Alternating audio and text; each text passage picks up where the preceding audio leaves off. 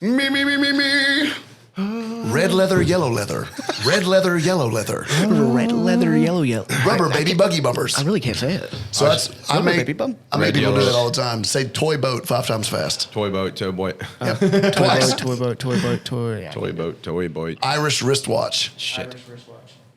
What? Irish wristwatch? Irish wristwatch. Irish wristwatch. 5 times. I'm thinking Irish wristwatch. Just like you start thinking about it. Irish wristwatch. Irish which shit.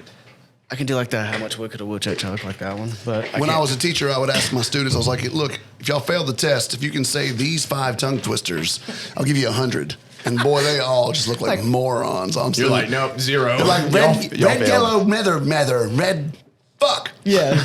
They're like, I'm not even going to study. I can do that shit easy. Toy boat. Turn the heater off. Oh, all right, sweet. You ready to rock and roll, man? It's fired up. Hell yeah. How many podcasts you been on? A lot. Really? Yeah, and I had my own for a while. It's called Life in the Weeds. Life in the Weeds. Because that's, restaurant term. In the weeds. Oh, I didn't know that. It certainly is. I know what that means. It's going to be, if I ever write a book, that'll be the title of my book. Life in the Weeds. I like it. Yeah. Lydia and I want to write a book. Well, I was telling you, before I do the intro, I was telling you about, I got a little weird on the mushrooms Friday, and I went to the cabin. I was talking to her, and I was like, man, I was just like, I'm so serious right now. Like, I'm not myself. Like, I'm fucking anxious as hell. Like, it's just so much going on. And she's like, Joe, a few of the hardest things in life, like one of them being running your own business. Yeah. Especially and my business started over when I moved in here, let's face it. So starting a new business, marriage, and having babies, and she's like, we're doing all 3 of those things at once. It's no big life change. And I was like, fuck. Get the fuck over it, dude. Yeah. I know, right? You just brought a human into the world. Dude. Easy. Yeah. Getting run over by a car was a cakewalk. Right. Yeah. That was the preliminary trial. Yeah, that was getting me ready. But now I was thinking about it. I was like, fuck, dude, that is pretty wild. We've taken a lot on. But, it's cool. I was like, when we get to a certain place, we're going to co-write a book. It's going to be like business, marriage, and babies or something like that. And just talk about our perspective and the journey together, because I find it pretty valuable. Well, it takes someone giving you the perspective for you to realize, I really have done all that in the last couple of months. Like, and it's, you're just going through life day after day after day. It's just taking on one thing after another. Mm-hmm. And then you get this 30,000 foot view and you're like, fuck, I have done a lot in the last, okay, that's a lot. Like, I need a nap. Yeah, right. Babies, jobs, new business, new rent. It's a lot. It is a lot, but hey, it builds your strength, man. You got to have a lot of willpower. So it proves something, and it's a special journey though. I embrace every aspect of it. Good. And the podcast is another business as well. Like we talked about. It's its own beast. Yeah, and it ain't easy. You got to be consistent. Yep. So, anyways, ready to roll? Fire away. All right. This sour's got me kind of like feeling it. A little moist mouth. I don't know if it's moist or more like puckery. You would know. You're a chef. All right. What is up, everybody? This is Joe Adams, and welcome to the Relentless Pursuit podcast. As always, we got my man Logan Hyder with Cinema 83 in the house, doing all the production and the co-hosting, all the important stuff that makes this survive. And today, if you say so, brother, we got a special guest by the name of Alex Belew. Like the bear in the Jungle Book. Alex Belew. Thank you. Yeah. Welcome, man. Welcome. No laugh track. He wants. I gotta hit you with the one that he really likes, though. Ooh, that's fancy. Bring on the massage oils. Let's go. That's my favorite one. Dude, it is. I love that one. And it's funny because now when we do it to people, they always are like, just crack up. Like, that is so fucking hilarious. It's great entrance. Hell yeah. It's great entrance. I feel like I should have like a Dove release. Remember when that happened? Damn it, one day. We'll get the budget for that. Yeah, we got to update this. Just use the same Dove. Yeah, right. It's just under the desk. Yeah, like, get out. Hey, dude, get back out there. You're the only one we got. So, Alex, tell us about you. We've had a good little bit of conversation, just kind of getting to know each other without getting to know too much about you and diving into things. So briefly, just tell us what you do, and then we'll take it back. I cook food. Is that pretty brief? That's pretty damn brief. I actually feel like I wash more dishes than I cook food, but they go hand in hand. So you're a chef. I'm a chef. And I don't know, you got restaurants or like what all you do with that? You know, I only know a little bit. Okay. Well, 2022, I sold my restaurant to go film a show called Hell's Kitchen. And then I won. And then life got real weird for a few months.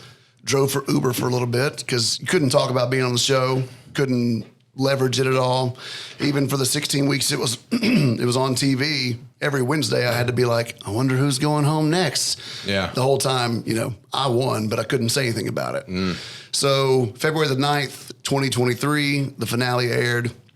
The next day, it was pretty much game on. And so I've been traveling a ton. I go to Atlantic City to work at the Hell's Kitchen there 1 weekend a month. I turned down the job and turned down the money because I couldn't move my family to Atlantic City. Yeah. It's not a family environment. Of course. Yeah. I want to dive in more to that too. Okay. Like, you know, that whole journey, because it's pretty fascinating stuff. Yeah, most people think I have $250,000 and they could not be more incorrect at all. That's the fascinating stuff I was telling him before you got there is that the fact that you were on the show is awesome. The fact that you won the show is obviously incredible. But it's the turning down part that I'm most interested in. Yeah. You know, so we'll kind of Happy to talk about it. We'll reverse engineer from there. Sweet. Well, If you got questions, I've got answers. You're a musician, correct? I am a musician. I've been making music. Well, you know, hard to say I was making music at 7. I was making noise at 7. Yeah. But I've been singing my whole life, been in choirs. I've had the ability to go to England and sing at Ely Cathedral, St. Paul's Cathedral, sing at Carnegie Hall in high school. My bucket list has always been to sing at the Ryman, just because it's my favorite venue. But I'm releasing a song next month. Hell yeah, man. He showed us a little preview. It's good stuff. It's man. fun. I It's like it. It's currently getting mixed, and so it's nerve-wracking for sure because I haven't made music in really like 7 years, and so to put something out after so long it's tricky because I'm, you know, the people that follow me for food.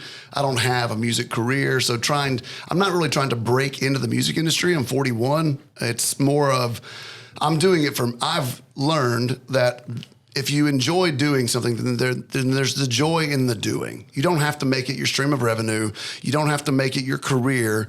You just have to do it. And if you're a creative person, there's just joy in the doing. And so I just need to make music. And the only problem with it is it's so expensive to make music. Yeah. It's like musicians aren't cheap, studio time's not cheap, producers aren't cheap, mixing's not cheap, nothing is cheap. And so I'm going to have to like do pop-up dinners to provide the funding to make music. But I don't know, this song was in me and I needed to get it out. And part of the reason I'm doing it is to show my kids that if you've got a dream, then go chase it. Nobody can tell you no, man. Yeah. If you want to make shoestrings, go make the best damn shoestrings you can make. Just be happy doing it. I tell you what, and I'm like my business. You know, obviously I got to create revenue and support, right? But it's something I enjoy. Like, so yeah, I'm 15-hour days on average, but I thoroughly enjoy what I do.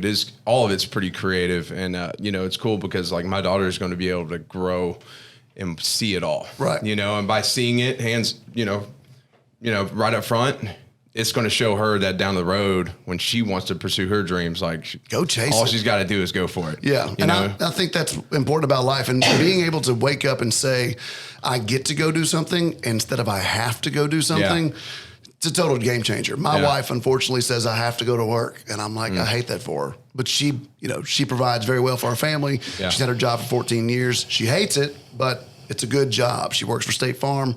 She kills it. But I get to wake up and say, I get to go to the gym this morning. I get to go do a podcast. I get to go travel. I get to go do all these things. I enjoy what I do. And it makes life so much better when you get to enjoy the majority of your time. Yeah. Facts, man. Yeah. I love it. So what we're going to do is take it back. Take it back. And we'll hit on these things. So we like for our viewers to get to know the guests, right? Oh. Whoopsie daisy. That was like the special interaction between you two. I think our hands touched. That got a little weird. We made eye contact. Got a little weird. And I didn't even press the button. It just had the sound just came out. I think it moved. Just getting weird on here. That's what I get for trying to be inconspicuous. I'm a little uncomfortable. This isn't going on YouTube. Alex is like, you know what, guys? I'm going to head out. This is not the clip to send me. I can tell you that much right now. On the contract, it says it's going to OnlyFans, not YouTube. Did you peep the fine print at the bottom? Put my Cash App in there. Send me some dollars. You get a little tip. Any just freaking the tip. way. Just the tip. Just get the tip. Hell yeah. All right. That So devolved. What is happening? Okay. This is how it goes. This will be the worst podcast you've ever done. it's by the the way. best. It'd be I good. love it. It'd be I love legit. it. I love it. So we like the viewers to get to know the guests, right? Yep. I don't know how often you've told your story, kind of your life story, but that's what we want you to do is just take it back to like your childhood and your upbringing a little bit, Yeah. like things that influenced you as you grew. Yeah, tell us about your journey, and then we'll dive into some other things. Man, I was born in Roanoke, Virginia. Okay. My dad split pretty quick after that. My mom was forced to move back to a small community named Rover, which is like 20 minutes south of Murfreesboro. My grandparents owned a general store out there for like 60 years. They were pillars of the community. My grandfather was storming the beaches of Normandy, very prolific in the community. He's the guy that turned the air conditioning and the heater on in the church every Sunday. Everybody knew Earl. Everybody loved Earl. The men sat in the bullpen and whittled all day, and they would give the shirt off their back if they could. Hell yeah. Great grandparents. My love for cooking definitely came from my grandmother. She would make boiled custard and buttermilk biscuits and buttermilk pancakes and fried okra, and she'd kill chickens in the backyard, and that's what we'd eat for dinner. Nice. They were like legit country people. I was going to say quintessential. Yeah, I loved it. And my mom was, she worked her ass off. We had nothing, had no money. Dad split. She came back and started working. She had her degree in psychology from Belmont, but she started working at a fitness club as a front desk lady, third shift, just to make money. And so she was eating beanie weenies every day just so I could eat real food. And she finally got a real great job. We moved to Murfreesboro when I was about 4 or 5. And then this has kind of been home ever since.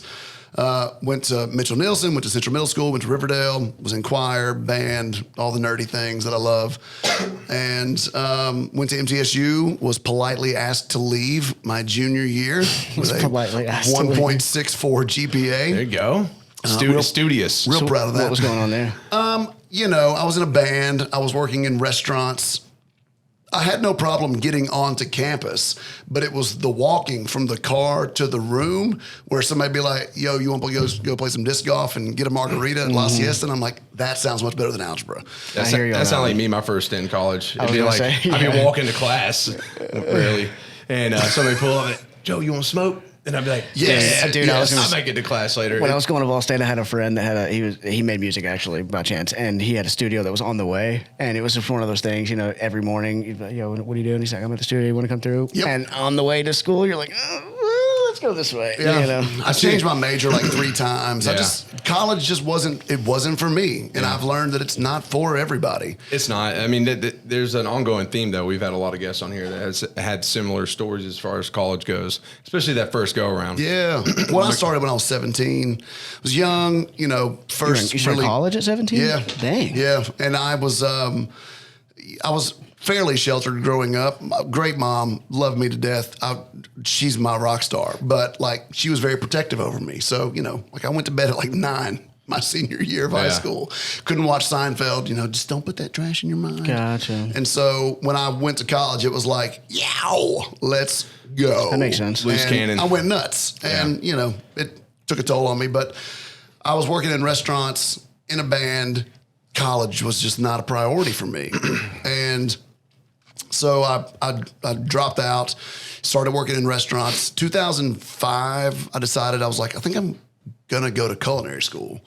And went to culinary school and graduated with honors, top of my class, top 1%, 4.0 GPA. So this whole time, were you keeping up your cooking? Yeah, I was working in restaurants. So I was at I moved on from the terrible Murfreesboro restaurants like Don Pablo's and O'Charlie's, and I went to Nashville and I was working at J. Alexander's, which at the time in 2001, that was one of the best restaurants in Nashville. There were no chefs. Chefs did not exist in Nashville. There was Deb Paquette maybe and Margot, but the Sean Brocks, the Josh Hobbigers, the Strategic Hospitalities, none of these things were in Nashville yet. Everything was Ruth Chris, Fleming's, Houston's, J. Alexander. It was all chains. Yeah. And then really the whole chef movement didn't really start in Nashville till around 2012. You still got in at a great time, though. I did, yeah. But but my upbringing in food was all corporate restaurants. You know, I was like, this is a baked potato. It's like, ooh, do you microwave that or bake it in the oven? One of them was going to give you crispier skin. But so then I went to culinary school. The day I graduated, I was like, I don't like cooking anymore. Because throughout culinary school, we lived in Murfreesboro. School was in Nashville. I would wake up at 5 a.m., class started at 6. I'd go to class until about 4 p.m., drive back to Murfreesboro, shower, and then drive to Franklin to go to work at Stony River. So you were burnt out. Burnt out. For 2 years, I was doing 18-hour days. It was just madness. And so I was like, I think I'm going to be done. And I started catering just to pay off student loans because culinary school was really expensive. By the time we paid it off, it was like $147,000 to learn how to make chicken and rice. Jesus. Yeah. Where did you go to culinary school at? The Art Institute, which is now bankrupt and gone, yet I still had to pay back all my loans. So weird how that works. Somebody cashed out. Where'd that money go? I was did going to it say, go? they can do what they want. Somebody cut me a check. Ain't no telling. No. And so started catering, got into another band. It was doing pretty well. We won the 102.9 The Buzz Battle of the Bands, won some free studio time. The band was going pretty well, but we weren't making enough money. The drummer and his wife got pregnant. He had to leave the band to get a job making money. Yeah. And I was like, this is just not working out for me. Like, I'm writing all the songs. It's just not a good fit anymore. So I got a job working at a church I was actually a food rep for Cisco for a while. My dad worked at Cisco for 20 years. Yeah, it was not the job for me, a lot of driving. And I was, I'd gone to culinary school, but I was selling frozen mashed potatoes. And I was like, what am I doing? This is ridiculous. And I did a catering event where I made enough money to quit that job and just kind of go, okay, well, I need to figure this out. So I got a job at a church. I was a worship pastor there for a while. And then in 2012, I was offered to teach high school at Blackman High School. And I was like, I don't, so I'm not a teacher. You told them about your first college experience. They're like, oh, yeah, we still want you. Well, the principal was my vice principal in high school. And she had like been a part of my life growing up. I babysat her kids when I was in college. And so I'd had a relationship with her. I did not have a teaching degree at all, but with CTE classes, career technical education classes. If you've had 8 years of experience in the industry, you can teach high school in that subject for 3 years while you're supposed to be working on your teaching degree. So that was actually probably the biggest catalyst to get me to where I am now. Because every day I had to teach those kids how to cook. And I didn't want to be boring. And I didn't want to just do box brownies and rice and chicken tenders. So we were getting like whole sides of beef in and butchers that were coming in and showing them how to break it down and whole fish. That's so and cool. Going to the grocery store every morning and we were making real food, real recipes, but it was forcing me to teach myself new things as well so I could teach them things. And one of the things I realized one day while I was teaching someone how to saute something was that we have a lot of knowledge. Just most humans have knowledge in their minds, but sometimes the pieces aren't always put together for the puzzle. And this one kid, and I don't remember what he asked me, but he asked me something. And as I was answering him, I realized that I also just taught myself that thing. It was the weirdest thing. He was like, so why does this happen? And I was like, well, when that happens, the moisture's getting released, and that's why you're getting and I was like, well, I think I just learned that myself. I've heard that teaching is the best form of learning. It is. It's weird. And to show someone that you've learned something, you teach me, I'll show you, you show me, and then you go show someone else, and then that's how you've learned it. Very nice. It's very interesting how that all works in your brain. Yeah. So I taught high school for 3 years. We were invited to the Pro Start National Cooking Competition, which is put on by Your class was, or? Yeah, well, they asked me 2 weeks before the competition. It's the National Restaurant Association puts it on. Every high school, every state has a high school that represents them. They go to nationals. And you take 4 students. They have to do, in 60 minutes, they have to produce all these knife cuts, take apart a chicken. They have no electricity, and they have to do a 3-course meal in 60 minutes with no electricity, just a butane burner. Wow. And so we had 2 weeks to train, and we won state. And then we went to nationals and we completely fell apart. But it was a cool experience for those kids and for me. And then in 2015, I left teaching. I was going to get a job at this place called The Grove at Williamson Place. They were supposed to I had the idea to turn it into a wedding venue in like 2012, 2013 when I had a food truck out there.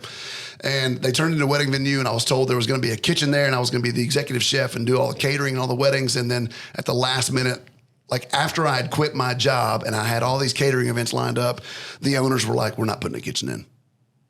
And I was like, whoa, what do I do? They're like, I don't know. So I had no job. We had a 5-month-old, and I didn't know what to do.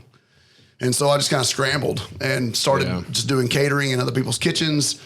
And I kept doing catering, and I was still working at the church. And at one point, to backtrack a little bit, when we had a lot of fertility issues having babies. We struggled for like 6 years. And I think 2012 through 2014, I was working 4 jobs. So I was teaching high school.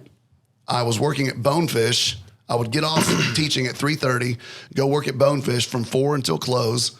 And then on Wednesdays and Sundays, I worked at the church. And on Saturdays, I catered. Jeez. It's a lot of shit. It's a lot of shit, but it costs like $60,000 to make a baby in a fertility clinic. Oof. So, and insurance doesn't cover it because it's an elective procedure. I was going to say, because it's not. Right. You don't have to have a baby. Yeah. So, Yeah, what a wild thing to say to somebody. I know. So, catered a bunch. And then in 2017, the Grove actually let me put my kitchen in their barn. So I had a kitchen there, and it was a shared space. There were a lot of caterers running in and out, and like people would just like leave my freezer door open and everything would melt. They burn out my oven, so I had to replace the thermocouple in the oven. It was like $600. Amateurs. And it was just like not a good experience. And so Amateurs. in November of 2017, John Blankenship called me and said, hey, do you know anybody looking for a restaurant space? And I was like, all this shit just happened. I think I do. I think I might know somebody. So he walked me into this place that used to be called The Hoof. And he was like, this is it. The landlord's willing to offer you 8 months free rent to move in because he wants you in here. Whoa. I was like, okay. Damn. And I walked in, and it had like burnt orange walls and a chalkboard menu and drop ceilings. And it was a barbecue restaurant. It was terrible. Yeah. And signed the lease, moved in January 1st, and that night the whole place was gutted and my entire kitchen was moved in. And then 4 months later, Dallas and Jane opened. And then You said, what is it called, Dallas? Dallas and Jane, it was named after my grandparents. Hell yeah. And so we were open for right at 2 years, and then COVID hit. And then a little thing happened. Yep. And it was pretty nuts because COVID. What's COVID? it was just this 2 week, Just this 2 week stomach we were bug just- that everybody stomach got. bug. Just Okay. go inside for a couple weeks. We're good. Yeah. 2 weeks to flatten the curve. I was like, hey, we're going to be fine. We'll be open in 2 weeks. No big deal. It kept going. And we, when they let us reopen at limited capacity, my restaurant could only seat 55 people. But I'm sorry to interject, but were you downtown at this time? It was on Northfield. Okay. Okay. But you were subject to Nashville's restrictions? Well, it was all of Northfield's here. Yeah. It is in Murfreesboro. It's Oh, okay. But there were like restrictions on openings. So 25% for us was 12 people. I was like, that's not, unless I've charged everybody $500 to eat here, that's not going to work. Yeah. So I pivoted, and I was doing meal prep. I was doing cooking classes. I was doing butcher boxes. I was trying to do everything just to generate revenue, just because my bills were still due. Rent was still due. Electricity was still due. Insurance, everything. And I tried to keep people on staff for as long as possible, but nobody wanted fine dining food in a styrofoam box. And so we tried to do like smoked turkey sandwiches and cheeseburgers, but you have to sell an awful lot of $11 sandwiches to do a couple $1,000s in sales. That's quite the workload. Yeah, and that's not what we're known for. Like Five Guys was blowing up because everybody wanted comfort food, but we were just $300 in sales a day. It's not going to make it.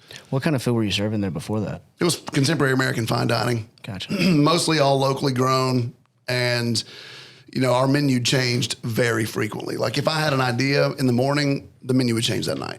Gotcha. Like I wasn't beholden to anybody telling me what to do. So if I had an idea, if I got some inspiration, if the farmer said, we've got this new thing, I was like, cool, we'll run it tonight.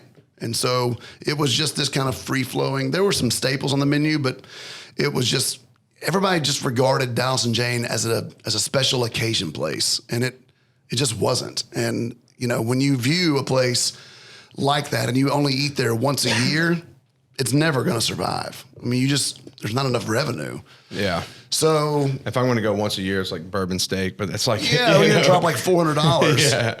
But and so June of 2020, I was like, well, we have to do something because I'm bored and I still have this, I'm on a lease, got to figure it out. So we pivoted to a meal prep company, and it was called Made South Meals. And it was relatively cheap to switch because we only purchased the food that people ordered. So if I knew I had to make 400 turkey taco bowls, then I knew I needed to buy so many pounds of turkey meat. They paid in advance, so I wasn't losing cash buying inventory for it to just sit there. Yeah. You know, like buying 30 pounds of halibut and letting that just sit in the walk-in, and then nobody orders halibut. That's a nightmare. yeah. And So- then you can't make that money back. No. And so the meal prep thing, we were just doing it online 2 days a week for the first 6 months, but it really was doing well. And so in January of 2021, we opened 5 days a week, and we were doing $30,000 to $40,000 a month in sales just in meal prep. But dude, I was so bored. Yeah. I bet It's you the same thing. I went from creative plated food with a full dining room and a staff to chicken and rice, chicken and rice, chicken and rice, chicken and rice. And I was just miserable. There was nobody in my dining room. The staff wasn't there. You're not interacting with I wasn't anybody. interacting with people. Yeah. Like Mondays, we were slammed because people would come get their entire week's worth of food. But then every other day was just kind of like, Filling up the bowls and 20 people stuff. here or there. Yeah. But 20 people would come in and they'd each spend $150. So Right. it's not a bad days in sales for just 2 people working. But it's boring. But it's boring. I can totally relate to that. I mean, even, with the apparel stuff, when I was just producing apparel, like it was great. People were just buying the stuff, but it just got boring doing the same shit. Yep. Like, okay, design, okay, orders, pack them, ship them out, but it's just like, I need fucking more, man. I need more. I need I need some chaos to be my best. You know what I'm saying? So And I've learned that about myself. Like, I imagine this room is what you do, but only 6 people a day come in here and they spend 5 minutes doing a transaction. But your whole day has to be in this office. But those 6 people pay your bills, but all you can do is just take care of those 6 people. They just The gotta rest sit of there your and day- wait for the rest it, of the yeah. day you just sit here. There's no way to live. I wouldn't be happy. Couldn't do it. I was in the military, nothing against it, but it was just, You got about a minute. I had that kind of same, it's doing the same things over and over again. You know what I'm saying? Like I go to work, I do these different jobs. Yep. All of them are pretty similar. And then I go home and I do my thing. But it Wash, was just, rinse, repeat. yeah, and I would be fighting to get deployed just because like that I was like, get me out of here. Give I me need a to go bullet. yeah, but I don't know. That repetition to me was just so mundane. And even with the podcast, we recorded 50 episodes, but everybody comes on here is different. Right. So it definitely mixes it up, and you love that shit. So Yeah, for sure. I relate to you with that. This episode is brought to you by Relentless Pursuit. Check us out at relentlesspursuitlifestyle.com. That's where all of our apparel and everything else is going on, training, etc. Also, check out our Patreon. So what Patreon is a exclusive content platform where we release exclusive episodes for those that subscribe to that page. And we do Cup of Joe with Joe every Saturday. Exclusive episodes for those people. We do exclusive apparel for them as well.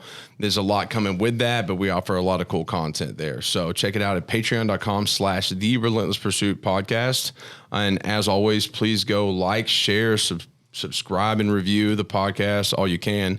Thank you so much. On to you. If you need a good hat, Melon. If you need some good pants, Hexclad. And if you want some badass energy, Killcliff. That's all I have. I'm drinking a Kill Cliff right now. That's the greenest Killcliff I've ever seen in my life. I'm gonna, I have to get on the Kill Cliff. I don't think I've had them. The fact that it's veteran owned is Okay, I awesome. know that. Yep, vet owned. It's all clean. The new one, the Elk Blood, has got 25 milligrams of CBD in there. It's only 125 milligrams of caffeine, so you won't get like overly jittery. So you're gonna have like 4 of them a day. But yeah, you just pace yourself. Yeah. And I crushed 2 this morning. But then There you go. I'm gonna make I think I'm gonna make some sort of like cherry cheesecake, and I'm going to reduce the elk blood into a syrup and make that like a sauce for the. I'm writing that down. I'm getting hungry right now. Yeah, I know. It's so good. Dude, I'm not going to lie. Partially, I was like, I told Logan last week, I was like, dude, maybe he'll bring us some like appetizers or something.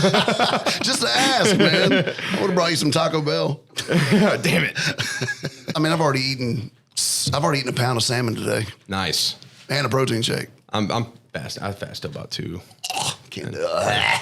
I do a fast every week from like Sunday night. I mean, to you look great. Tuesday morning. But I can't. I have to eat something almost immediately. Yeah, it's a training thing. Like, so I do like that weekly fast from Sunday around like 8 or 9, and I'll eat a really heavy meal, and then I'll fast till about noon on Tuesday. So I do like 36, You skip 40 Monday hours. altogether. Yeah, I do, but it's really good for like autophagy, so like regenerating cells. Yeah. Lowering blood pressure, because I've had high blood pressure issues, and it's actually helped a shit ton. And that's the one thing the 24 doctor hour said. helped that a lot. Well, yeah, 24 hour will help too, because I got the graft on my aorta. Fuck it, go 40 days. So yeah, Right, yeah. You know what I'm talking about? I want to do a 72 hour soon. And then, typically every day I just get a longer fast in, but I just eat 2 big ass meals a day and I'm good. It's all meat and eggs. Yep. Yeah, my boys eat eggs every morning. Yeah.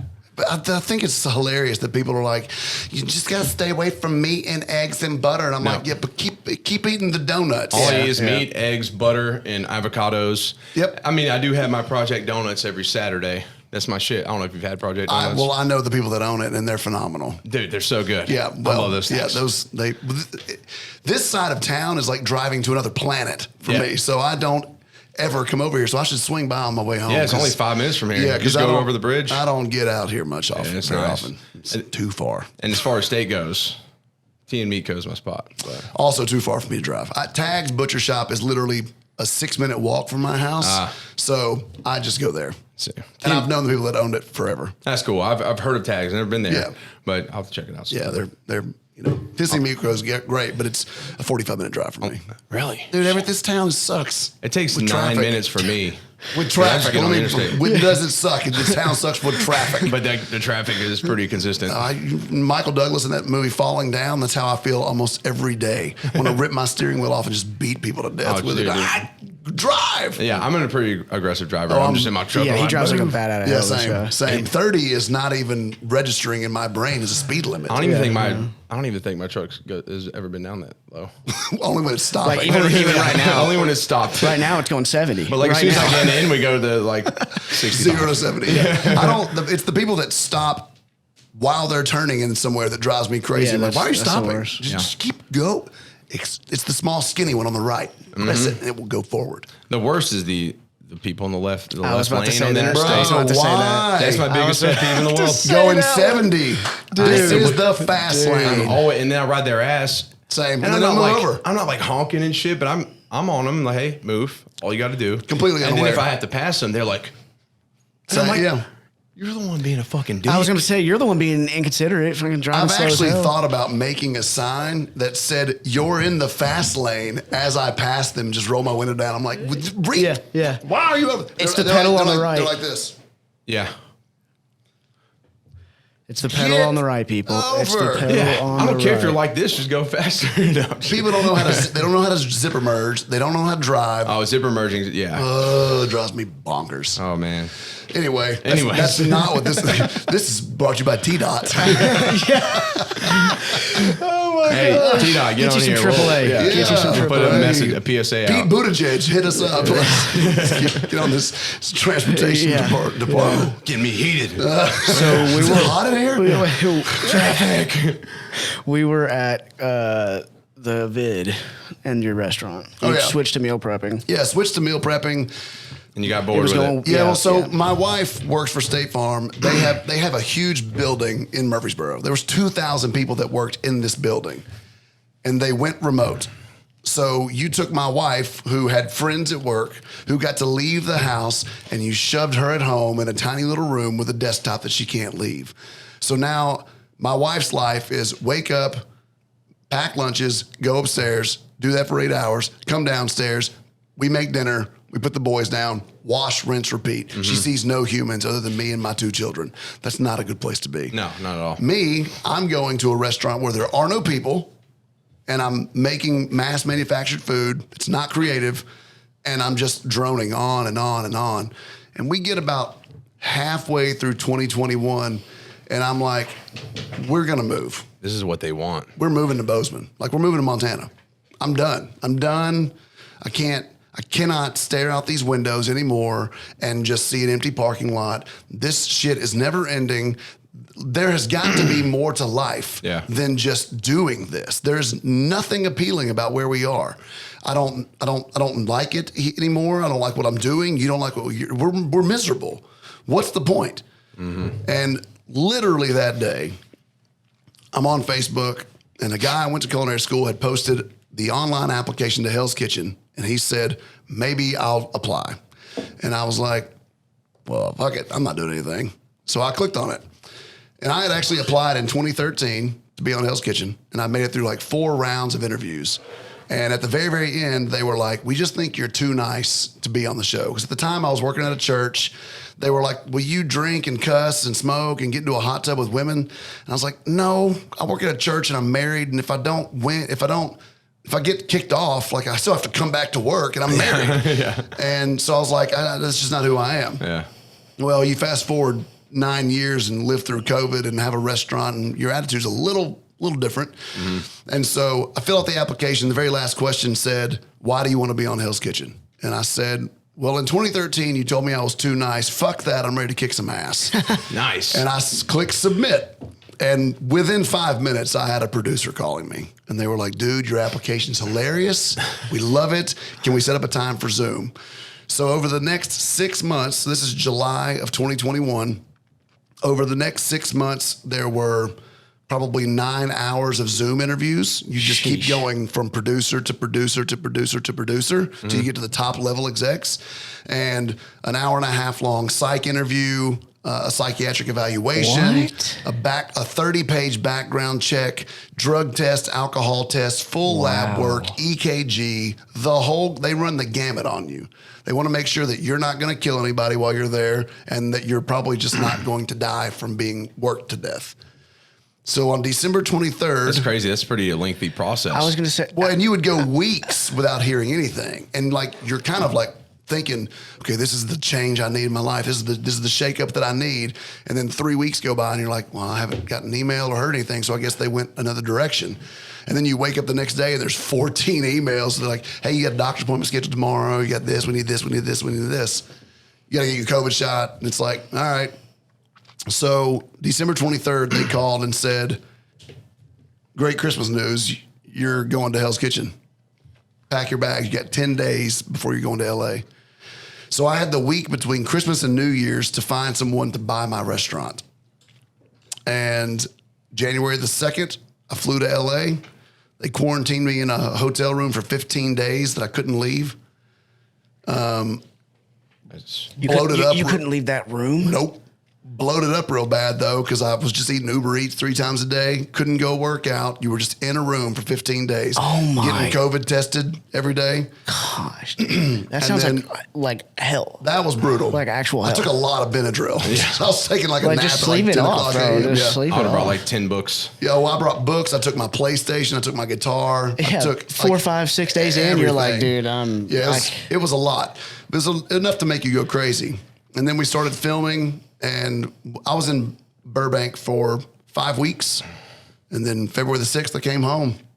And then I couldn't talk about it till Memorial Day. So you knew the whole 6 process. You knew you won and everying. All of 6 it. And months you just of had to keep it interviews. zipped. I had to keep it zipped. So when your wife has you, you're like, No, she was there. Oh, shit. She got to go for the finale. Her and my mom got to come to the finale, so they watched me win. The best part of the entire show is watching me walk through that door and watching my wife's reaction. It is the sweetest. She screams for minutes. Like, she lost her voice for 2 weeks. They got it on the show. Oh, my God. It distorts the speakers on TVs when she screams. It's so loud. It's bananas.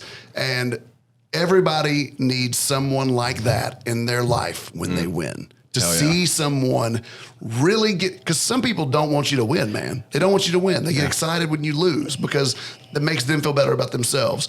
But she lost her shit when I won. And that's That's love. That's care. Yeah. That's being happy for someone, truly happy for someone. I love that shit. was That's so great. cool. Yeah, that's amazing. Yeah. That's amazing. And my mom got to see it too, and like it was very sweet and surreal. And you know, I don't remember much about the last day because we were so. I mean, I was up 21 hours a day.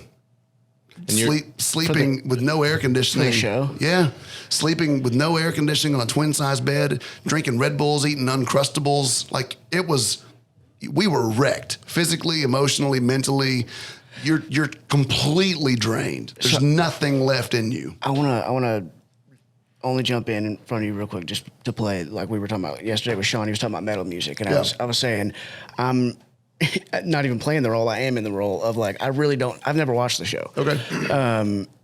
So if you wouldn't mind kind of talking just about the experience of being on the show, maybe just a quick of like what the show is. Yeah. Because I think it's just fascinating. I think it's fascinating. And I do want to say too, real quick, before I forget, is the partnership thing, man. Like we talked about that. My friend Chad, he was on here. He's big in real estate, and we were talking about just, you know, his wife going through so much with him, and now they're crushing it. It's got like 700 apartment complexes, and you know, but she's been there through all that shit, and then she celebrates him like that, man. And like that's something I talk about. I talk about Lydia every episode, I'm pretty sure, because I love her so much, and she is the best thing in my life, you know. And like to have that kind of partnership, someone that it's that genuine love, like that'll get you through everything, but it gets you to wherever you want to be. I mean, we've been together for almost 20 years. Yeah. So this year we celebrate our 15-year wedding anniversary. And it's just, you know, I've had the freedom to chase these wild dreams because she's let me do it. And 100%. she's held down the fort and taken care of the boys. And I mean, the whole time the restaurant was open, I saw my kids 5 minutes a day. Yeah. Like, that was it for 2 years. She would pull up next to the restaurant at 5 p.m. I'd run out, I'd get in the car, I'd parent for 5 minutes. When I came home from COVID, my 3-year-old at the time did not know who I was. Oof. And he was terrified of me. Wow. Like I was a tall, strange monster in the house. When you came home from COVID? Yeah, because I'd never been home when he was home. He did not know who I was. Like, we're all stuck at home, and he's like, "Who are you?" Oh, when you had to be Yeah, like inside. when COVID sent us home. Sorry. Yeah, he was like, I don't even know who That's you are, man. crazy, dude. Yeah, So and now what- he's stuck to me like glue. What Oh, yeah. was that? Maybe COVID was an eye-opening experience because I realized I love my children. that's where I was about to go with that. It's And like nothing, no job, no career is worth not having your family. Nothing. Facts. Because you could have a great career, but if you come home to an empty apartment with a refrigerator of Bud Light, what's the point? Useless. Useless. Yeah, there's no purpose in that. None. If there's no one to share it with, there's 0 point to that at all. Yeah. So anyway, the show, you wake up 5:30 or 6 in the morning, you get ready, you get COVID for us, you get COVID tested, and then you wait for the call. You don't know what time it'll be. Could be 7, could be 8, could be 9. And then when the phone rings, you answer it, and then you hightail it to the kitchen, and then Gordon tells you whatever today's challenge is going to be. You have no clue what you're running into. Would you say the wake up was like you'd start when? 5:30 or 6 in the morning. Yeah. Oh yeah. And then I was normally making coffee and then cleaning up from the kids who stayed up a little bit later the night before. And we would basically do a challenge that morning. And then whoever won the challenge goes on a reward. Whoever loses does the punishment. Okay. I always lost. Not me personally, but my team. I did 9 punishments. damn. That's a lot. What are the punishments like? Cleaning out a dumpster in the California sun after it'd been sitting there for 2 weeks full of fish guts and dead maggots. Fuck. And then sorting it for 6 hours. Sorting grains of rice with tweezers for 6 hours. Oh my God. 150 pounds of rice, sorting just the arborio out with tweezers. Grating hundreds of pounds of beets and squeezing the juice out to make beet risotto. After that, y'all are like the Navy SEALs of cooking. Yeah. Pretty much. Like, For 15 hours, I had to shave garlic cloves on a razor blade. Jeez. I mean, So things like that. That's pretty rough. Monotonous, back-breaking, and everybody's got a bad attitude about it. And the whole time I'm there, I'm going, I'm doing this for Gordon Ramsay. It's not that bad. Yeah. Like, it could be way worse. Right. And so I never got sour about it because I've lived through harder things. Dude, Yeah. Trying to figure out a restaurant during a pandemic, that was hard. Yeah. Shucking corn for Gordon was not on the top list of shit that I've done that is painful. Yeah, Do you that's think- just this. That Just at the end of- perspective. Yeah, it's like you just got to look at it as a game. You know, we got guys that join our crew, or whatever, and like they prospect, and we just make them do all kinds of wild shit, and they can have a bad attitude, or can just be big ass kids and like make it a game. Oh, no, and it's gonna last not forever. that fucking. It's not gonna last forever. No. I mean, we tell them it's gonna last forever. You're gonna be doing this for years. But no, but if you look at it as a game, you just have fucking fun with it. Yeah. There's nothing fun really about shaving gullet cloves with a razor, but at the end of the day, in the back of your mind, all you can think about is like the shit you've been through Yep. that has really affected your life on a whole nother level. This is fucking nothing. No, it's absolutely nothing. And Yeah. I mean, it's, for what it was annoying, but there was an end to it. And honestly, looking back, going and doing a reward was actually worse for you mentally because you kind of clocked out. What were those like? You'd go to a rooftop pool and have barbecue and have a drink and just kind of float around, or you'd go rolling some Zorbies down a hill, or go ATVing, or we went to a rage room and then went and had lunch, went bowling, like just getting out of Hell's Kitchen. I only saw the sun twice when I was in Hell's Kitchen. Fuck. So And- there's like a reality show aspect to it outside. Oh, of it's the, a reality outside show. Of the kitchen. Y'all stay Yeah. in like a bunker or some shit? Or So we had a dorm room that was behind the restaurant. So like, here's the dining room, here's the kitchen. Gordon kicks you out and you walk out the back door of the kitchen, down this hall, and then there's your dorm room. And we all live together. All 18 of us live together. There's 4 bedrooms, 5 beds each, 5 dudes sharing a room, twin size bed, fluorescent lights that stay on all the time. It's 85 degrees in there, and 2 of the dudes have CPAP machines. And you don't know these people. You've never met them, and you're sleeping together. And one of them's got a CPAP machine that's like sending him to the nether realm. Is and you're like, what the hell is going on in here? Other dude's snoring. This guy's touching himself, and I'm like, well, I can't go to sleep like this. So for the first 3 days, I didn't sleep at all. Like maybe 60 to 90 minutes is what I got. So do you think that the fact that like everything you had been through, like what we were just talking about, do you think that it, like focused you on the right thing when you were there? Like instead of worrying about that, the reality side to it, you were genuinely trying to win the competition? I think it was I think it's a multiple amount of things. Like I was raised by a great woman.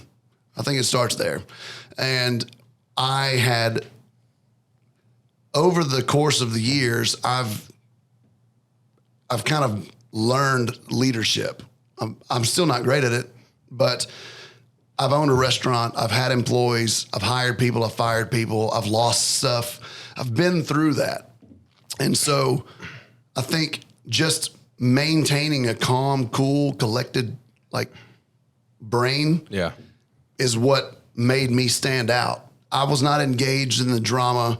I was not fighting people. I was trying to be level-headed and a good leader. Yeah. And it was just, let's just focus on what we're doing right now. Quit all this other trivial bullshit and get your head in the game. Yeah. And other people were like, bro, what's wrong? And I'm like, you're not helping anybody, including yourself. Like, you're just dragging us down. Yeah. And so it was just being a consistent leader that everyone looked up to. That's what made me prevail. I mean, I'm the oldest winner by far. Like, Gordon does not pick old people to win the show. Like, the oldest person besides me was 35. I'm 41. Like, he's always picked younger people. And so, but if you go back and watch it, like, after episode 1, everybody's like, that guy's going to win. Really? When you watch it, it feels apparent. It makes sense. When I lived it, it never felt like that. I never thought, it's mine. I'm actually going to go back and watch it. Oh, yeah. It's a fun watch. Yeah, I'm going to watch it. It's a fun watch. So you went from the having 9 punishments to winning those. So how did that dynamic start to shift? I mean, the punishments are every day. And then you go into a thing called black jackets where it gets whittled down to the top 5. And then you still have challenges and rewards and punishments and dinner service. And then it just comes down to like the last day, the last 2 days, it was the top 3 of us. And you have to cook a 5-course meal for 5 Michelin-starred chefs. And they come out and they judge you and they give you a score. And I got 3 10s out of my 5 dishes from like Curtis Stone, Nancy Silverton, May Lynn, like the people that are there. Bobby Flay? No, Gordon hates Bobby Flay. Okay, I didn't know. I always like Bobby Flay stuff. So Yeah, I like Bobby. He's all right. But to give your food to those people, Right. and like these are upper tier echelon chefs, Yeah. it's nerve wracking. I was going to say, can you explain that ranking system with the chefs? Because that's really interesting too. Like 1 out of 10. Yeah, How's like- your food? No, I mean like the star rankings with chefs. Oh, Michelin's. Yeah, I mean James Beard is like an American. It's kind of like the Because I had like the People's Choice Award would be like the James Beard Awards. Michelin is like the Oscars. Gotcha. And so 1 star, it comes down to like service and ambiance. 3 stars Michelin is the highest. There's only 14 3-star Michelin restaurants in America. Damn. And they don't even come to like the Tennessee area. Michelin is hard. There's a lot of stress that comes with it. You've got to be on point all the time. Nothing can be wrong. Nothing can be wrong. And you're talking $400 to $600 a plate per person. that's nuts. Yeah, crazy, right? 1 star Michelin, way more approachable. James Beard, way more approachable.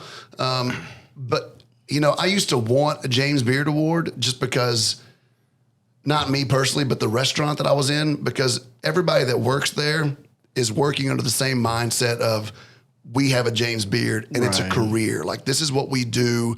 We do it because we're chasing excellence and we want to be great at it. Yeah. I would much rather have a neighborhood restaurant that's packed every night than worry about any accolade and having to keep that. Yeah, you don't need the accolades because you can still hold a high standard. Yeah. You know, Yeah, regardless. you can still make great food and have Yeah. great memories without having to have a James Beard Award. Yeah, you can. It's all mindset. You know. Yep. Well, like you were saying before, whenever you're like the first restaurant, you were saying like, I mean, we were getting the accolades, and that didn't Didn't matter. ultimately, yeah. Yeah, we had Instagram likes, but it didn't translate to sales. And it was Right. like, yeah, but you're in a crappy strip mall. It's like, well, that's what I can't afford. Is the food good? Yeah, but it's, you know, well, it's just not Nashville. Like, well, that's the point. But then you had the guy who said you were the best in Rutherford County, right? Yeah, Eater Nashville At the calls same the best time. in Rutherford County. We were great reviewed on Yelp and Open Table, but there was a lot of, you know, I would read comments online and be like, make sure you refinance your home before you go eat at Dallas and Jane. It's like, Damn. that's hard to read. That's rough. And they're like, you got a $15 cheeseburger. I'm like, yeah, man. Like $15 it's cheeseburger. local beef. It's a handmade bun. Like everything is painful to make here. It's, you got to pay for good food. I'm pretty sure Five Guys Oh, is about 100%. $15. Yep. And don't get me wrong, Super I like Five expensive. Guys. No, I love Five Guys. But like, you know, you can go get something specially made by you guys for same price. I mean, the most It's a no-brainer. The most expensive thing on my menu was $30, and it was a 12-ounce prime grade New York strip with 2 side items and a sauce for $30. And people would be like, "Crucify him, Bro, That's that weird. restaurant I told you about, Yeah. they were selling $100 T-bones. Bro, that's $30 in Nashville is like a sweet tea and a baked potato. Right. Like it's Right. Yeah. with sassy service a lot of the times. 100%. Yeah, I got Asian street food yesterday, and it was, I'm pretty, because I wanted a few different things. Yep. It was just for me, like without tip, it was like $50-$60. I mean, we would I was get, like, Damn, for street food? we would Yeah. get comments and reviews all the time. Like, well, we went to Dallas and Jane and we spent $150 on dinner. And it's like, okay, what'd you have? Well, we got 3 cocktails, Right. 2 appetizers, 2 entrees, and a dessert. I'm like, what do you expect that to cost? Go anywhere. It's pretty And they're average. like, but your cocktails were $13 a piece. I'm like, what do you want them to cost? You're not drinking Skull vodka and water. Right. Like you're Yeah. getting a built cocktail with house-made bitters and shrubs and expensive alcohol. And alcohol tax in Tennessee is absurd. It's 22%. Like, It's all ignorance. It's just all ignorance. but I mean, they would go to Nashville and pay that and not complain because they had an experience in Nashville. But in Murfreesboro, it's like that's highway robbery. That's insane. Like, well, Yeah. that was part of the struggle, you know. So, Well, if they were still around, if you were still around, I'd be there. Well, I what I'm saying? appreciate it. Yeah, just I'm not gone. I'm just not in a restaurant right now. okay. I'll just come to your house. Be like, hey, what do you got for me? You got steak? Yeah. I probably do actually. Yes. we got about 5 minutes left in this segment, so maybe I was going to say maybe if we want to go back to the show just to wrap that up, and Yeah. then we'll switch back over for the last We'll segment. go to last bit. Yeah. So you know, final 2, it comes down to me, and I don't want to spoil it for anybody that hadn't watched it, but me and this other person, and my family shows up. Was the biggest surprise ever. my wife had showed me 2 videos of my 2 little boys. They both recorded, you know, Daddy, we want you to win so bad so we can go to the mountains, and thank you. Just bring me back some shrimp, please. Please. It was the cutest thing ever. But it was that was that push, because I was dead. I was just so exhausted. And so the final night is you're in charge of your kitchen and the other person's in charge of theirs. It's your menu and you're feeding the entire dining room. And it really is like whoever has the best dinner service is going to win. And I'm standing behind that door, and you know, Gordon's like, on the count of 3, open your door handle. 1, 2. And filming that is the most awkward thing, because the camera guys are like, now look at each other. Now look down at your door. Now look at each other. Now look down at your door. And I'm like, this is to reveal the winner, right? Yeah. And I'm just I laugh at things. Yeah. And so every time I would look at the other person, I'd be like, and Gordon's like, Jesus Christ, keep it professional. Like, you got like a crick in your neck. You're like, oh, this is so weird. But then I opened my door and I looked like I saw Sasquatch. I was just like, and then my wife is screaming, and the rest is pretty much a blackout. Like, watching the show, I don't remember any of that. Just so much excitement. It's just it's so much. Yeah, it's overstimulated. Yeah. And over the last 5 weeks, I'm drained, I'm dead, and then I just won, and it's like the only thing I remember is by watching the last episode. I don't actually have a recollection of winning. That's wild. It's nuts. So when you walked out, did you know your family was there already? Yeah, because they had surprised me like earlier in the day. Gotcha. But you know, my wife was like, I was so worried that if you didn't win, you were going to kill yourself. Like, I wouldn't have killed myself, but I probably would have broken my door down and then thrown the other person off the railing. Yeah. Sorry. Yeah. It's me now. Just a little assault charge. No, you would have been famous for another reason. Just a broken leg. Yeah, just a night in jail. That's so funny. Yeah, you're That's so funny. But then, you know, and then nothing happened for 9 months, basically. And that's got to be such a weird. Well, see, that's the thing is like, you go from being a normal 41-year-old that people in town know to a 41-year-old that 20 million people recognize. And they grow attached to you because they see you on TV. And I mean, the amount of times I hear, we just love you, is like, thanks. Yeah. It takes a lot to get used to. And, you know, I'm walking through the airport and you just hear people go, ah! You're like, what? What happened? They're like, it's you. And I'm like, yeah. There's something on my face. I just finished pooping. It's me. I did wash though. Do you want to take a picture? It's just a weird. It's a lot to get used to. Like the overnight thing. Yeah, because So the whole time the show was on, I maybe got 1,000 Instagram followers. Yeah.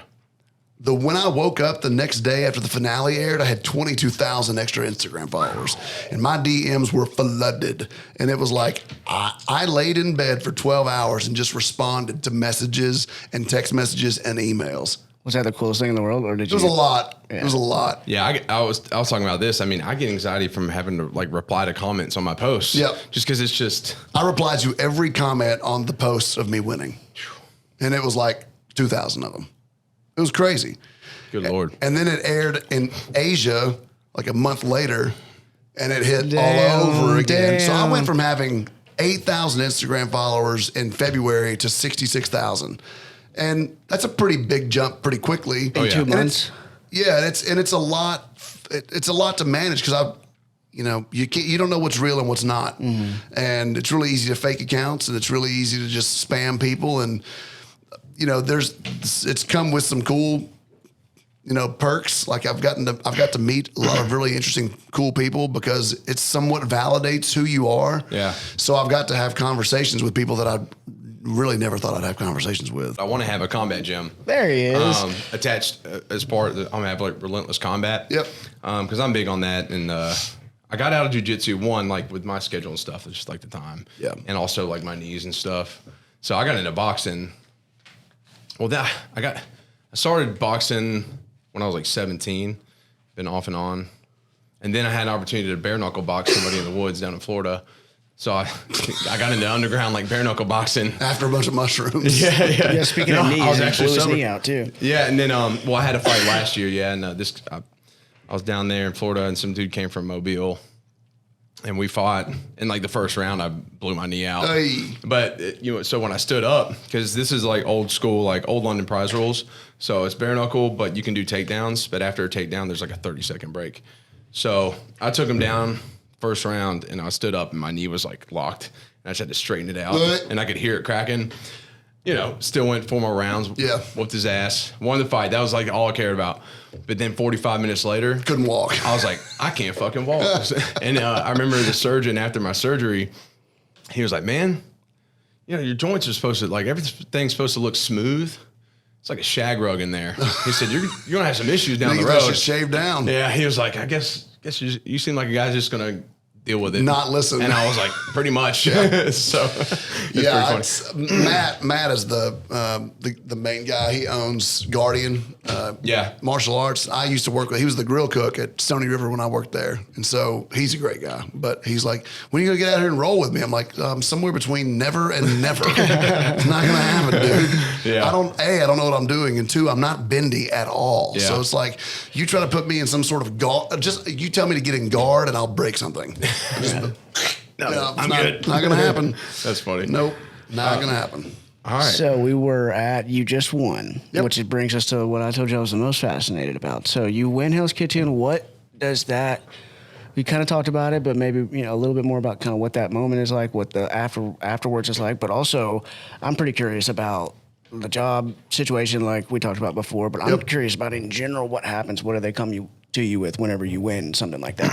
No, I mean, they don't really come to you with anything. They just say, the job, you don't know about the job offer until the first day of filming. You don't know where it is. So nobody knew it was in Atlantic City. And when he told us, we were all kind of like, That seems like an odd place Okay. to send the winner of Hell's it's Kitchen. not family friendly. Like it's it's a lot of drugs, a lot of crime. The police use Nerf bullets. I mean, it's not, I wouldn't want to raise my kids there. it's not. And so at the end of the day, my family comes first. And Facts. but I also wanted to be involved. Like it changed my life. Gordon is amazing. Yeah. Christina is amazing. Their team is amazing. I wanted to be involved. And so after I turned down the gig and the money, I had a conversation with Caesars because all the Hell's Kitchen properties are Caesars properties. It's a licensing deal with Gordon's name in the show. So Caesars owns Hell's Kitchen. So I basically had a conversation. I was like, listen, I want to be involved, but I cannot move there. I just can't. My wife has a job that she'll lose. She's been there for 14 years.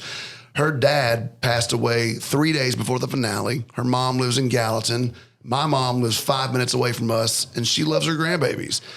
I cannot rip these roots out of the ground just to move and go work in a casino. Yeah. It doesn't make sense. Nope. And so I was like, but I want to be there as much as possible. So we worked out a deal where I'm there 3 or 4 days a month. And that's really all I could manage. But if I took that job full time, I wouldn't have been able to do all the other cool things that I've done since the finale aired. I've been able to, from May the 1st until June the 12th, I was in 5 different states. I was only home for 4 days, which this is a very short wave. It's not going to last forever. Of course. The new season's going to start in September. I'm a winner that's hot right now. Unless something magical happens, it has a lifespan, and it's not 40 years. So I'm just trying to ride the wave and create as much momentum as possible while the iron is hot. Yeah, this is the time to make the connections and open doors. Yeah. And set yourself up for success after this next winter comes. You know what I'm saying? Right. Yeah. And I think I do. I mean, there's a chance that things will keep going, but I'm just trying to enjoy it while it lasts. But there have been hard conversations at home. It's like, you're gone all the time. And I said, I am, but also, what was the point in going to Hell's Kitchen and winning if I have to turn down every opportunity that comes because of it? Plus the job. And it's like, It's a season. It's not forever, but it's also helping us pay our bills. Mm-hmm. And I also know that I cannot get stuck at a restaurant 90 hours a week again. I can't do it. I will implode. I cannot just wake up, go to a building, and stand inside of it 16 hours a day and consider that to be happiness. I'm all over the place right now. I'm doing different things, and that's exciting. That is exciting. It's not got me in a lull. I'm not just being complacent. I'm not just making short ribs and mashed potatoes and green beans every day. Yesterday, I don't even know where I was yesterday. I was having a meeting with Liberty Station yesterday. The day before that, I was in Nashville. The day before that, I was catering a wedding. Tomorrow, I have another meeting. Like I'm getting to go and do different things and explore different options. And people ask me what my plan is, and I don't have one, which sucks in a way because there's no stability there. But I'm also a guy that can get excited about a lot of different things if it's got potential. Yeah. And if the people that are involved are talented and excited, and it's an opportunity where I say, I'm pretty stoked I get to go do this. If you tell me to go run an Indian restaurant and the people are cool and the opportunity's cool, I will dig into Indian cuisine. Yeah. I'll be like, I really love paneer, and paneer's the shit, dude. I'm into this. All of a sudden, like butter chicken sounds delicious. Hell yeah! So I can get excited about a lot of different things. I don't know where my life is going. The thing is, though, like how many people with plans have those fall through? Oh, you know what I'm most. saying? And that's the thing is sometimes like with situations like this, it makes sense to kind of roll with it. Because I think if you had that mindset rather than be like, well, I got to do this by then, I think there's just organically the right opportunities will arise and open for up, sure. Right? Yeah. I mean, like a month ago, I had nothing booked in August. Yeah. Now there's only 3 days in August that aren't booked. Wow. And that's kind of how things come, is they just kind of come in waves. It's like you have to strike while it's hot. And if I had a job where I was dedicated to be there all the time, I wouldn't be able to say yes to all these really cool things. Like someone asked me to go do a tasting at the Alani Wine Festival in Portland, Oregon in August. It's for 1,000 people, and all of the Food Network will be there. Alton Brown, Manish Chauhan, like I'm doing a tasting next with all of those people. If I had a real job, like a regular job, that would be like, sorry, I can't do it. I got to work dinner service. That's a cool opportunity. And also, that's like you're talking about, like I told you, I spent a lot of time in restaurants, and just in general life eye-opening experience for me. One time was this is like college age, a few years ago, and long story short, the GM at the restaurant that I worked at, he was there all the time. And he seemed like he generally enjoyed his job, but it's because he enjoyed the power of being a manager. But anyways. And the free drinks. Yeah. One way or another, somehow I learned how much he made, and it was like $100,000. And he was there like 80 hours a week. And he was and I don't mean this like it's going to come out, but like he was buttering buns, and he was doing all the dirty, nasty shit that everybody else was doing. He was just getting paid more for it. Yep. And I'm like, why? I just don't like, and you're different because you have a passion for food, but like but it still applies. And in that specific case too, it's like that wasn't even the case there. Right. But point being is that was something that I saw, and I was just like, wow, I can't believe that that's a thing. Like 80 hours a week. I was working 90 every day every fucking day I was there. Crazy. Didn't matter, closed or not. I still had to prep or clean or do inventory or P&Ls or whatever. And then you open a restaurant because you love to cook, and then it's like you wind up doing a lot of the things that don't involve cooking that you're really bad at. Like I am not an administrative person at all. I don't know how to do taxes. Fuck. Turns out you got to pay them though. Yeah. If you don't, they will come for you. Turns out. Hashtag abolish the IRS. Yeah. Hey, I'm right there with you. Fuck those guys. That had to be like right now. It has to be such a freeing feeling though. Going from a 90-hour, you're going to do the same thing, serve the same thing. Like you basically completely flipped it on its head. Bro, I'm about to go home and take a nap. Right. Like that. How long has it been since you've been able to just do that? That was not a possibility a long time ago. And I mean, don't get me wrong. Like I still work hard. Like when I'm in Atlantic City, I'm working 50 hours in 3 days. Yeah. It's go, go, go. But it's fun. Like, and that experience, honestly, there's a lot of people that love Hell's Kitchen, that show. They love it. They love Gordon Ramsay. They love the show. I've met some people, man, like this one girl I met in Virginia. She has an autoimmune disorder where she has to get infusions every single week, and it takes hours to get it to happen. And it saves her life. Yeah. All they watch is Hell's Kitchen. And she came to a pop-up I was doing in Virginia, and she was like, I cannot tell you what it means that I'm looking at you right now because you're part of my life-saving treatment.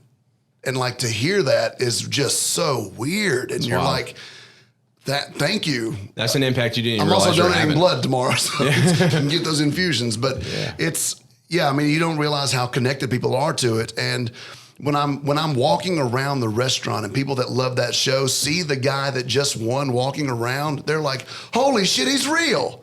And it's a very cool thing for them to see. And then I sit down and talk with them, and they're like, "You're a totally normal person." I'm like, "Yeah, totally normal. How's your chicken?" Yeah, That's great. That's really cool, man. I mean, so this is a different scale. You know, so I'm on the cover of like romance novels, right? Yeah. I'm on like Let's 50, go. 60 books. But I go to these events like up in New York and stuff like that. You know, kind of, we got one in Knoxville in You August. on the guy with the white horse? Yeah, no, not quite the white. Dude, do you have any of them I'm here? big on the whole like. Do you have any here? I don't have any here. Oh, Are you Liver King? Damn it. Yeah, undercover. But it's just so funny though, because you don't realize I'm like, all right, I'm taking some photos, I'm getting put on these book covers, right? And then I get invited to these events. Well, all these people have been following me, and they you know, I had that kind of community just like really support me through when I had my accident. There was like a fundraiser. They raised like 40 grand in a matter of like That's a amazing. week, you know, like, hey, just, you know, we just saw him a week ago up here in Staten Island or whatever.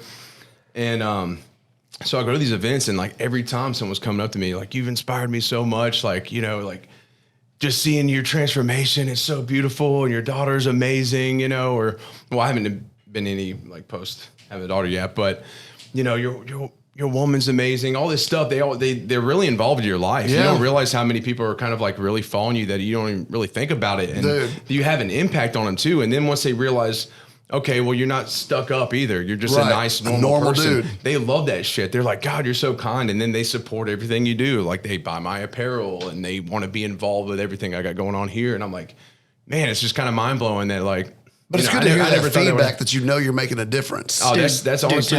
tell them about that one dude. That was me yesterday. You're definitely an inspiration for me. Seeing your success gives me hope for myself. I love And you that don't shit. even, you don't even realize like, and people may not tell you, people may not like your post, but they see it, and then some of them are like, that's what I needed to read right now. Like David Goggins, like, stay hard, motherfucker. Stay hard, Like, motherfucker. I'm not always gonna double tap it, but sometimes I see it, I'm like, fuck, I gotta go run. That's the positive side of social media. It is. But it not is. everybody's going to resonate with that. No, you know, for sure. I learned to just kind of approach things through like kindness. Really, I mean, that's just how I work. You know, People And- need that. Yeah, they do. And we had a guy buy a shirt, and he was like, came across the podcast, and he was like, man. Long story short, he's like, almost killed myself like a year ago. I love your podcast. I love what you guys are doing. Keep doing what y'all are doing. Men need it. People need it. You know. And I'm like, holy shit. And And then you just said thank you at the end. yeah, I do. Yeah, he said thank you, and a lady wrote me the other day. I did a post called Wildfire, and it was basically about us planting, with mental abuse, like people planting seeds in your mind, and over time it builds up. Long story short, like a wildfire, you need to burn all that shit down in order to be born anew. And it's just this kind of mindset writing I did. And this lady, I don't even know her. She doesn't follow me. She was like, I've been at that stage of stay or go for 14 years now. She's like, and I think I just need to burn it down. She's like, it's like God's told you to post this today. And it's just kind of crazy. You don't realize, because sometimes I get so overwhelmed with shit. I'm like, fuck, man, I'm losing my mind. I got all these like new bills that just pop up out of nowhere. Yep. I've got this space. I've got to keep things going. There's this. There's all these things to do. I don't make it through my checklist every day. But then you get something like that and you're like, we're on the right path. Just going to roll with it. You know what I'm saying? So yeah, getting that, like that girl coming up to you, that probably means the world, man. It did. I mean, and then, when I donate blood every like 56 days, and it's, she even, and then I posted a picture of it to try to inspire other people to give blood, because there's always a blood shortage in America. Mm-hmm. And like 4 different people were like, thank you so much. My son's got leukemia and he needs blood transfusions, and people like you helped my son see the other day. And you read that and it's like, you're connecting with what you're doing, instead of just them taking your little pint of blood and putting it in a truck and you walk away with a sticker and then it's gone. When you get to be connected to what the outcome is, it's way more full circle. Yeah. All of a sudden you're like, holy shit, like I'm doing that.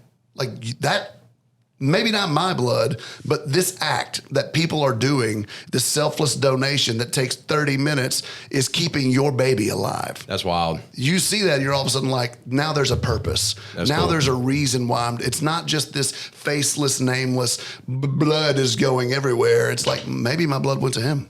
Yeah. And I just saved his life. Well, It's crazy. while you're here, Let me give you blood. yeah, that's exactly what I was Open might have your syringe in there mouth. somewhere. I flap open a freaking a kit to do it. No, that seems like a very specific thing that you want to like do with the giving blood, because you said you do it like every 56 days. So where did that come from?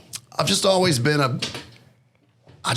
I don't know. I think it was just the way I was raised, man. I just want to help people. And that's such a insignificant thing to do. It costs nothing.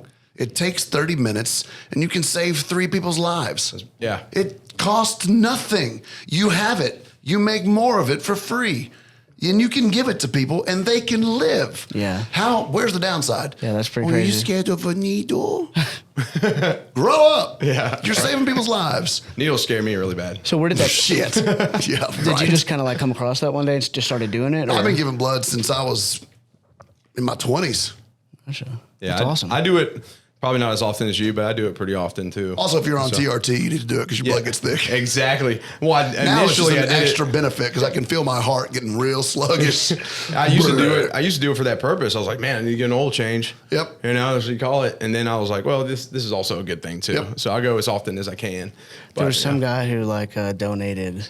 You may know what I'm talking about, but he.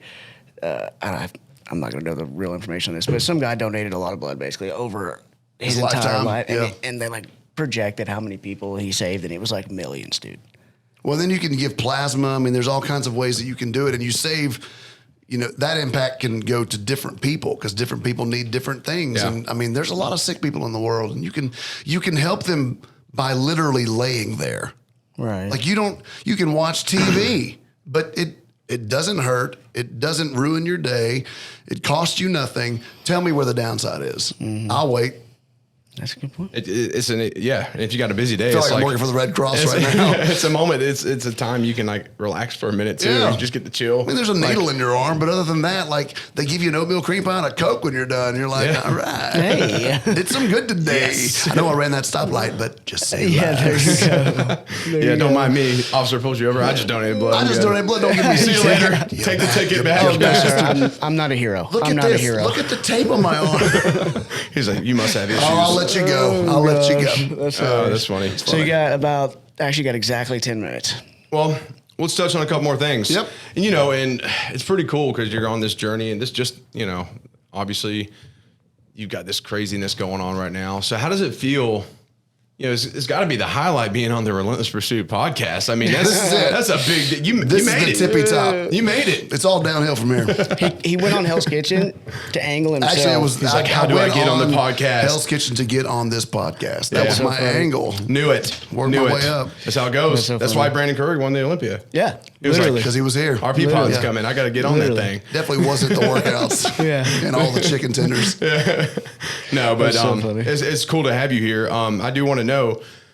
Obviously, you don't have a plan, technically, but what? Well, like you said, you're rolling with it. Yeah. You're embracing everything that's going on now, and I think it's cool. You're just present. You're in the moment, and I think beautiful things will arise from that.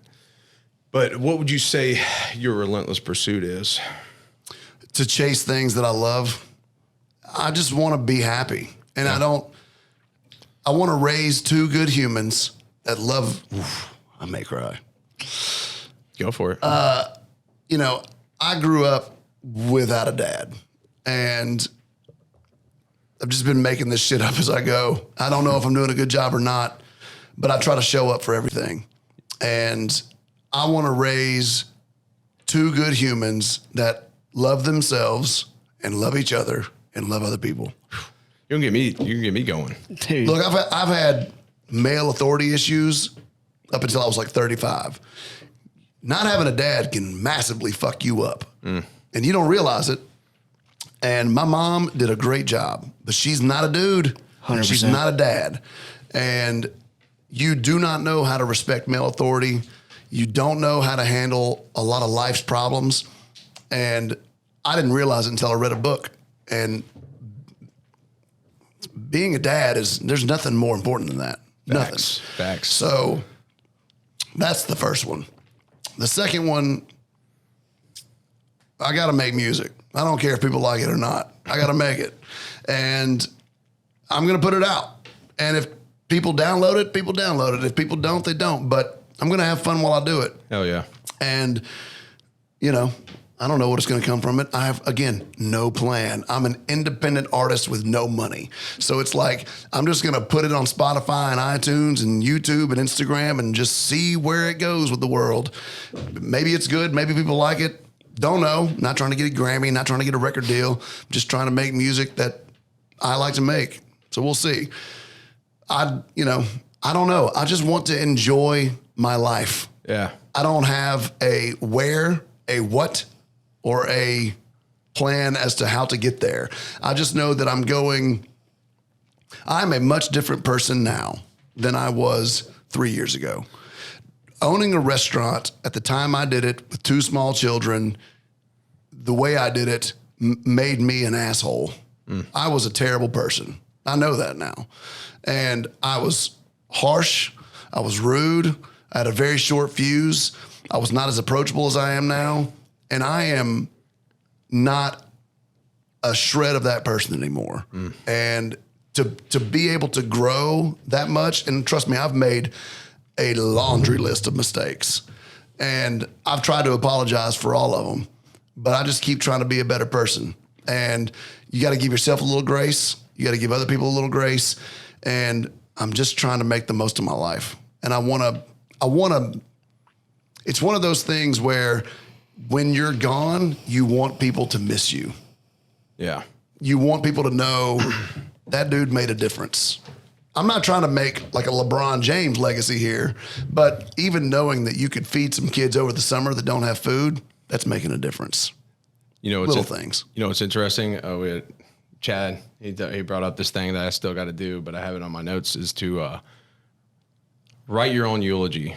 Oof. As if your daughter, one of your kids, was to read it one day. And I thought about that. And I've been thinking about that. And you know, what would you want her to like? Just write that. What would she say about you?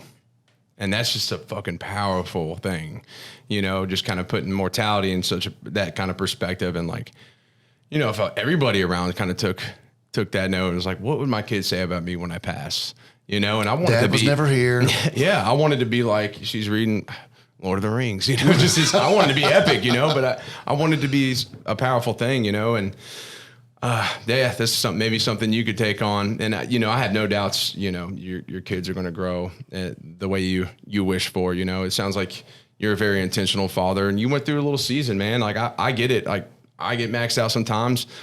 Like I told you earlier, I'm a little bit more serious than I've always been, you know, a little bit more tense. One, I'm like, I got a new daughter. I'm protective, you know, and I'm like, I got to take care of them and provide. And I got all this going on, and it gets a little overwhelming. It's and a lot. I've noticed I can be a little bit more short fused, a little bit more snappy, you know, and I say things like, fuck man, why did I even get that upset about that? You know, and it gets to you, you know, and I've reflected on that a lot lately because I'm like, man, I don't want to push people away in my life that I love the most, you know? So it's important to be able to recognize that, but it sounds like you're a lot better having gone through that season in your life, man. I mean, you're what you want, your relentless pursuit. That's a perfect description, man.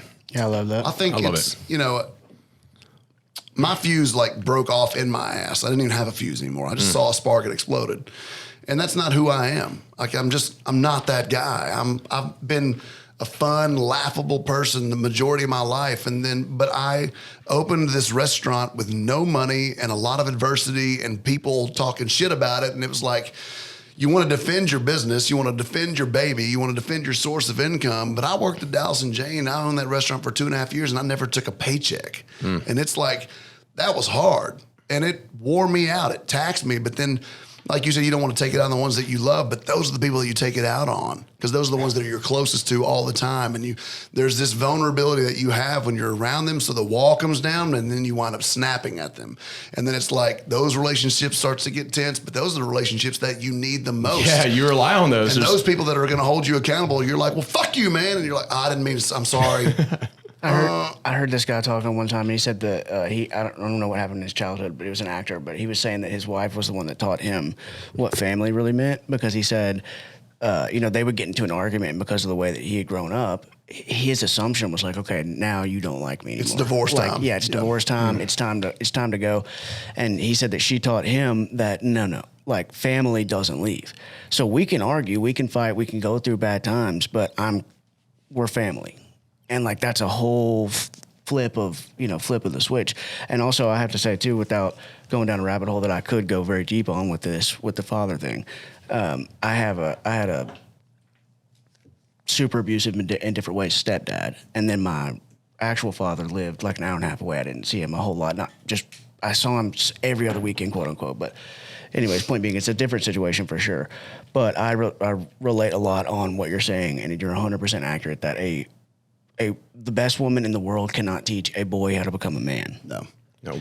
And so at the end of the day, you not having that is incredibly difficult. And the fact that you've become the person that you are and that you have become the father that you are is I would say it's a miracle, but you earned it, but it's a miracle damn near.